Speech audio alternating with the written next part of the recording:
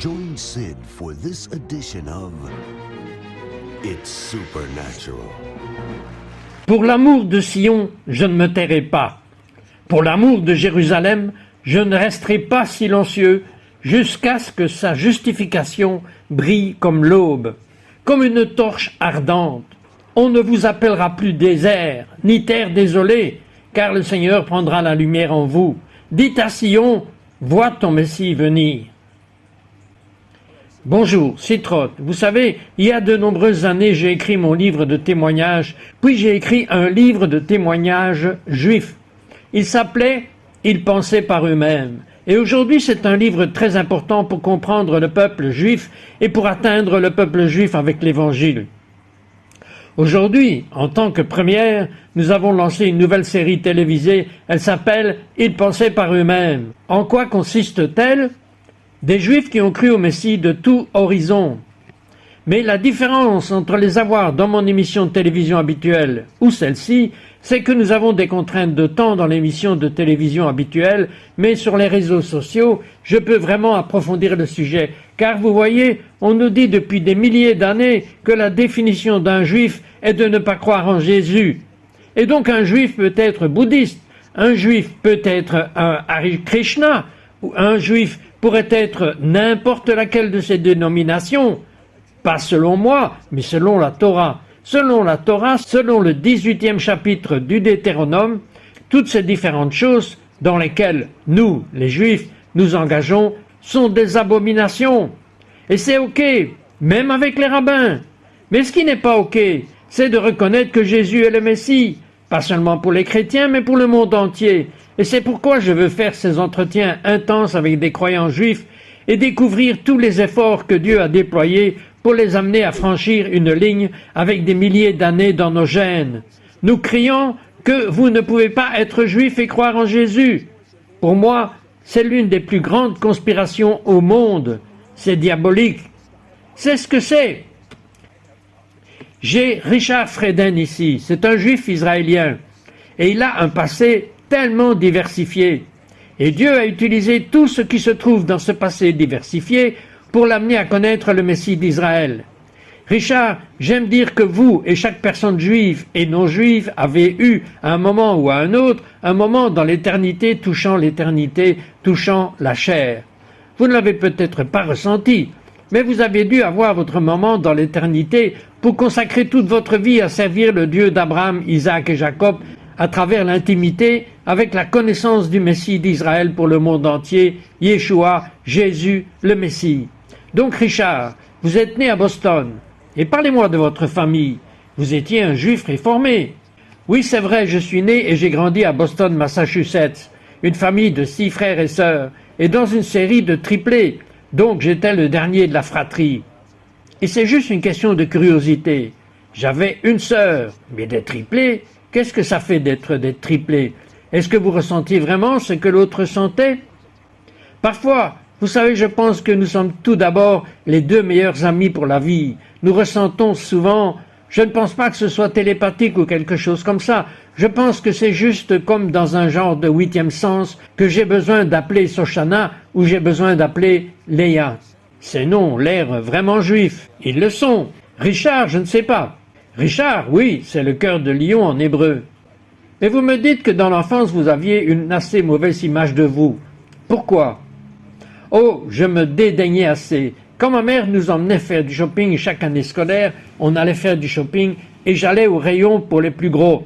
Donc je suppose que c'était une belle façon de dire « Tu es un peu en surpoids, Richard. Tu es un peu gros. Tu aimes la nourriture et tu n'aimes pas le sport. » Donc, oui, j'avais une assez mauvaise image de moi et je manquais définitivement de confiance en qui j'étais, à quoi je ressemblais. J'ai en quelque sorte cédé au mensonge. Très tôt, j'allais nager avec mon t-shirt et j'allais pour que tout le monde ne me voie pas. Mais plus que ça, je ne voulais pas me voir. Donc je pense qu'à partir de là, dans ces premiers jours, je ne faisais pas d'activité sportive, mais très rapidement, je m'en suis éloigné. J'essayais juste le baseball, le basketball et des choses comme ça, et je détestais ça. Ok, avez-vous rencontré de l'antisémitisme à Boston? Oui, beaucoup. Donc, j'avais 10 ans à la récréation. Quelqu'un est venu vers moi, un camarade de classe, et il a dit « Freden, tu n'es rien d'autre qu'un sale juif. En d'autres termes, il m'a traité de... Je ne dis pas le mot. J'ai compris ce que ça veut dire. Et je suis allé voir mon père et je lui ai dit, ce garçon ne veut pas se lier d'amitié avec moi. Je comprends, mais qu'est-ce que ça veut dire? Et en effet, c'est ce que ça veut dire. Tu es un sale juif.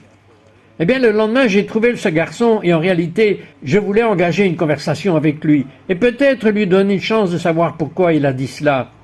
Eh bien, il ne voulait rien avoir à faire avec ça. Et donc, il m'a traité à nouveau du même mot et j'ai dit « Ok, c'est ça ». Et je l'ai battu. C'était littéralement ma réponse. Et quel âge aviez-vous? J'avais 10 ans. À 10 ans, comment avez-vous su vous battre? J'avais un ami qui était plus grand que moi, que son âme repose en paix, et il avait aussi une très grande bouche. Et j'étais un peu comme son défenseur. Il parlait fort et je devais le protéger. Vous étiez sa mafia. Oui, j'étais un peu son soldat. Et je n'abandonnerai jamais un bon combat de rue. Bien sûr. Alors, comment avez-vous surmonté à ce stade cette horrible image de vous-même que vous aviez? Ma sœur triplée, je me moquais d'elle. Elle faisait du karaté. Elle était déjà assez avancée. Je ne sais pas, une ceinture verte en karaté, et je me moquais d'elle tout le temps. Elle se promenait dans la maison et faisait tous les mouvements et toutes les techniques de respiration, et je me moquais d'elle. Et elle a dit, « Richie, je vais t'emmener à notre cours pour débutants. C'est mercredi soir. Es-tu ouvert ?» J'ai dit « Oui, je le ferai. » Et elle m'a dit, « On verra quand le cours sera terminé, si tu voudras toujours te moquer de moi. » J'ai dit, « Ok, je relève le défi. » Et j'y suis allé.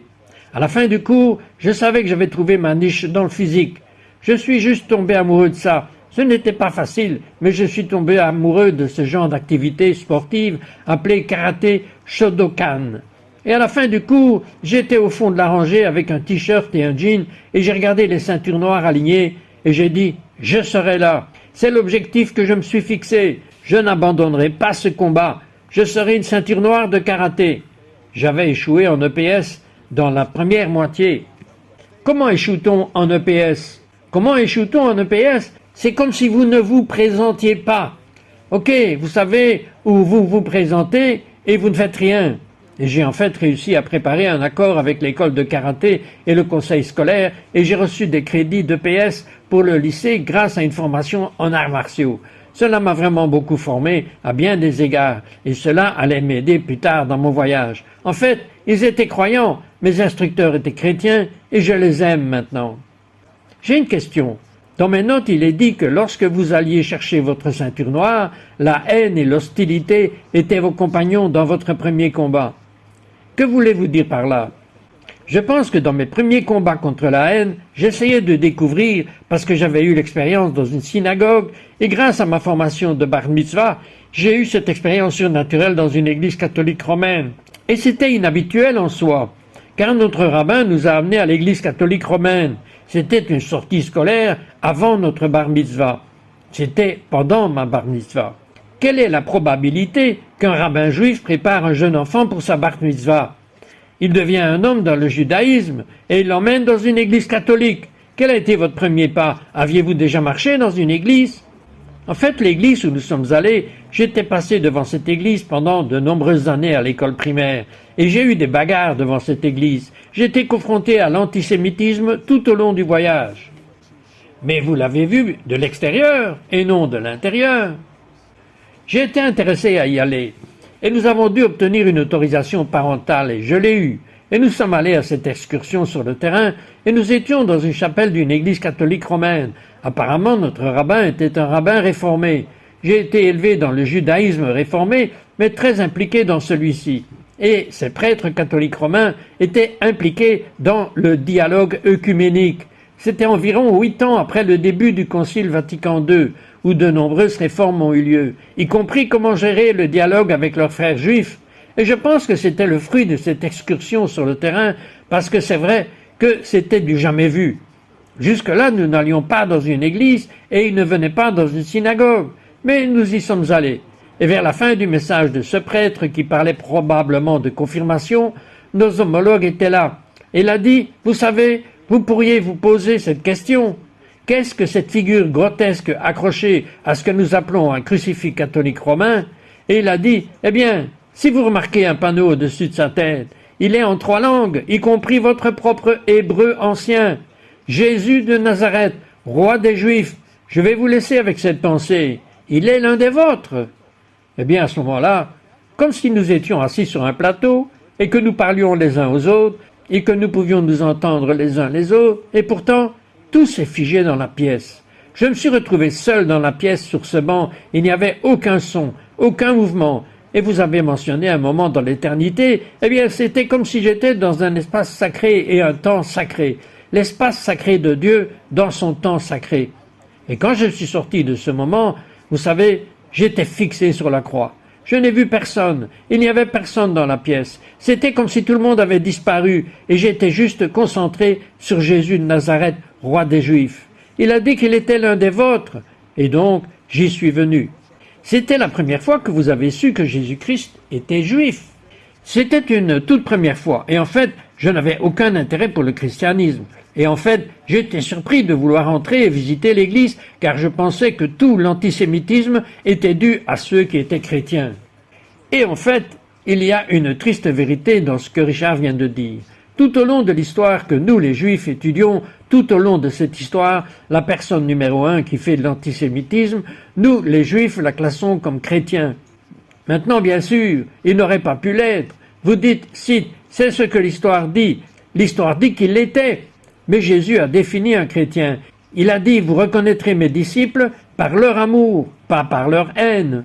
Donc s'ils étaient haineux, ils pouvaient s'appeler ou mettre le titre qu'ils voulaient sur eux. Mais ils n'étaient pas chrétiens. Je dois vous demander cependant, Richard, j'aime que vous ayez dit ça. Quand vous m'avez dit quelque chose, c'était presque comme si c'était un premier contact, si vous voulez, de la réalité de Dieu. Quand vous avez vu Jésus pendu sur la croix, tout d'abord, saviez-vous qu'il était crucifié ? Non, je ne savais pas qu'il était crucifié. Je ne savais pas qu'il était de mon peuple, en d'autres termes, du peuple juif. Je ne savais pas pourquoi il avait été crucifié.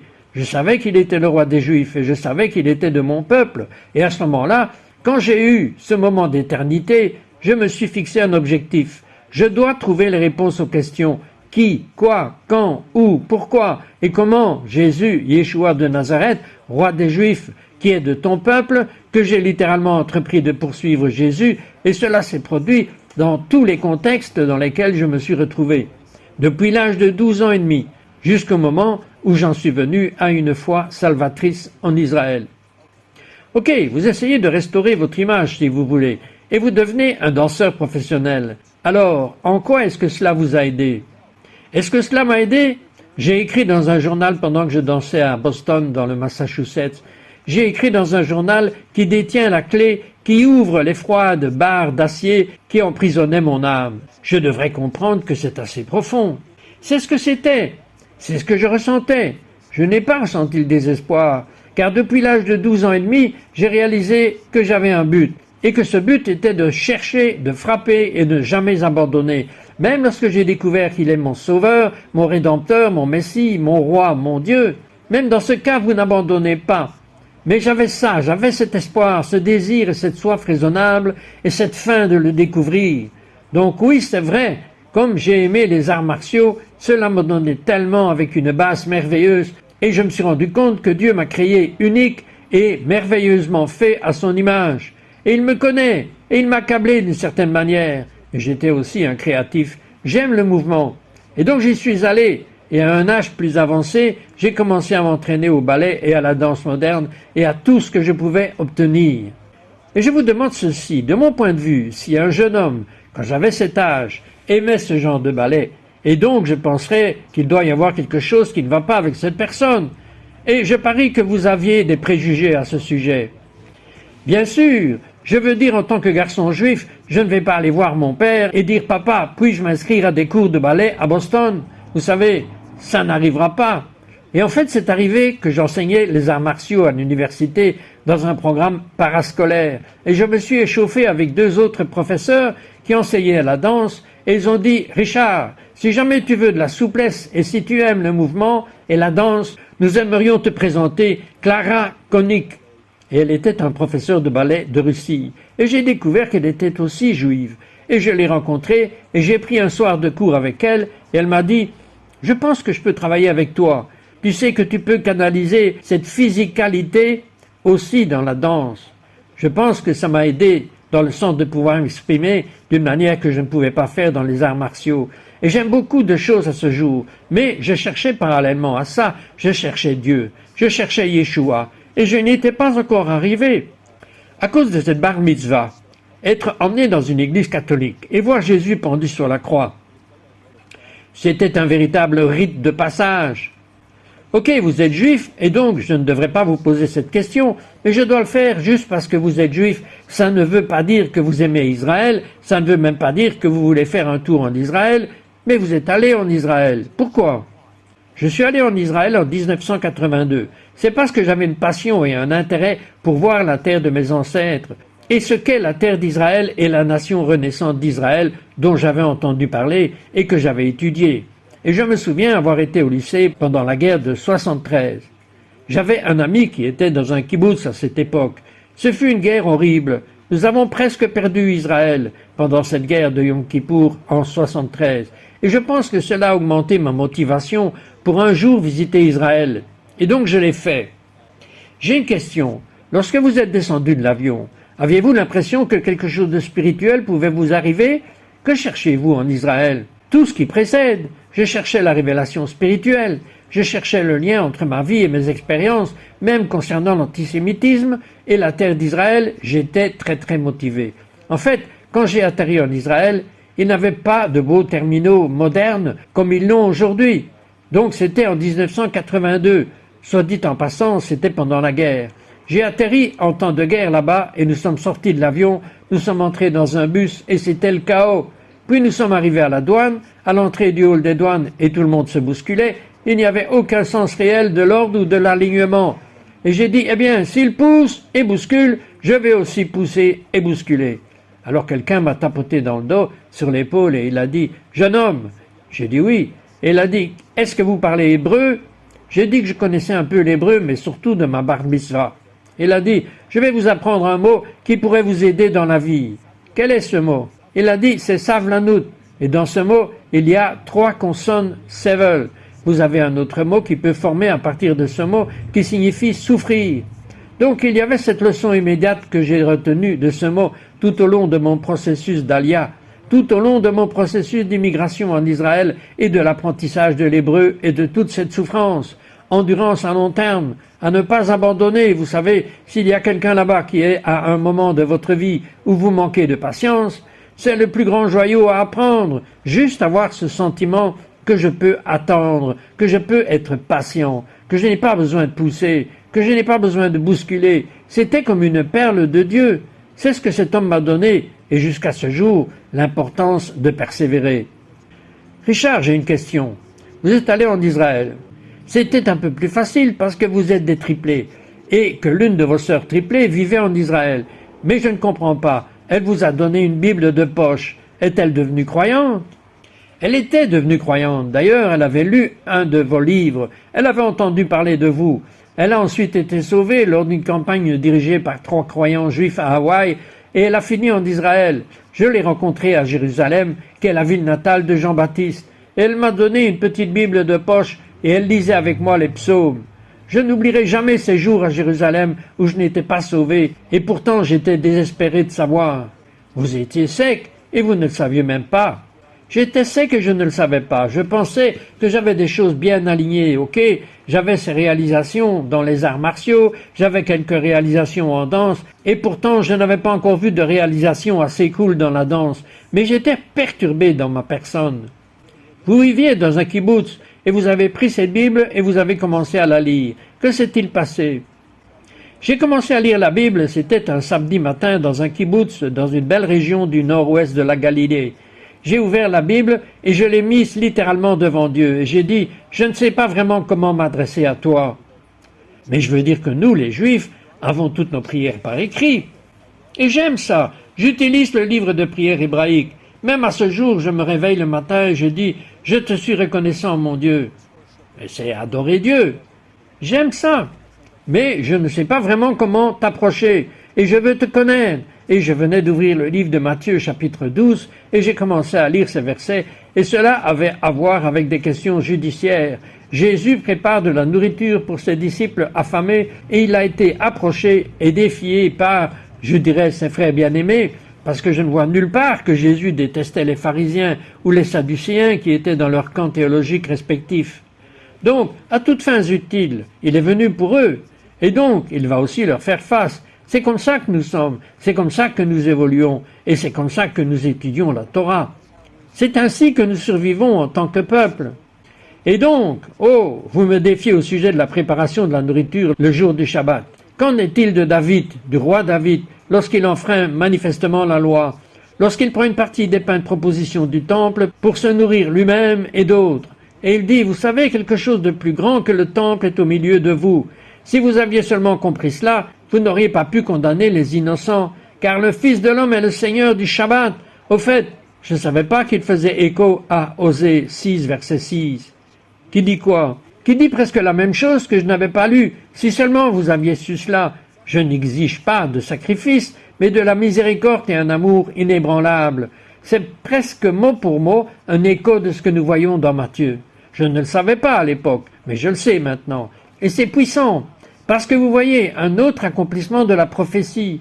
Et j'ai vu cela devant mes yeux, et je l'ai entendu dans mon cœur. Et quand Yeshua prononce ces mots, c'est comme un autre moment dans l'éternité, mais c'est vraiment arrivé. C'était comme pour la première fois de toute ma vie, la célébration du Shabbat. C'était comme un film au ralenti. Je voyais des pans de ma vie et l'alliance éternelle du Shabbat. La vie que nous vivons est maintenant accomplie devant mes yeux en Yeshua. Le Fils de l'homme est le Seigneur du Shabbat. J'ai vu les éléments du pain et du vin. Il est ma subsistance aujourd'hui. Il est ce Yeshua de Nazareth, le roi des Juifs, que j'ai non seulement attendu, mais poursuivi, et qui est l'un des nôtres. C'était aussi simple que de prendre un verre d'eau et le boire.